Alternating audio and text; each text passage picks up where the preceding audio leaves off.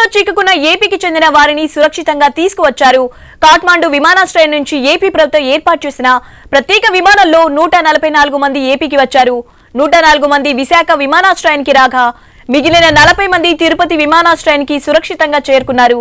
తిరుపతికి వచ్చిన వారిలో తిరుపతి జిల్లాకు చెందిన 9 మంది, కడప జిల్లాకు చెందిన 19 మంది, నెల్లూరు జిల్లాకు చెందిన 5, అన్నమయ్య జిల్లాకు చెందిన 3, నంద్యాల జిల్లాకు చెందిన 2, అనంతపురం జిల్లాకు చెందిన 2 ఉన్నట్లు అధికారులు తెలిపారు. వారిని స్వస్థలాలకు చేర్చేందుకు అవసరమైన అన్ని ఏర్పాట్లు పూర్తి చేశారు.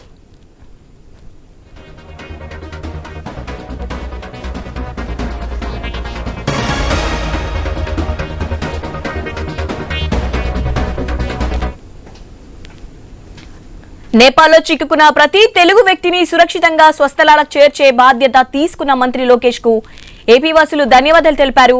ప్రత్యేక విమానంలో వచ్చిన తెలుగు వారి యోగక్షేమాలను అడిగి తెలుసుకుని వారికి భోజన ఏర్పాట్లు కూడా చేశారు.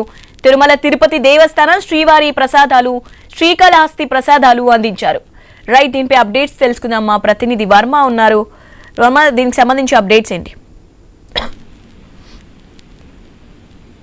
నేపాల్ దేశంలో నెలకొన్న ఉద్రిక్త పరిస్థితుల నేపథ్యంలో అక్కడ ఉన్న మొత్తం 144 మంది ఏపీకి చెందిన వారిని సురక్షితంగా ఏపీ ప్రభుత్వం ఇక్కడికి చేర్చడం జరిగింది.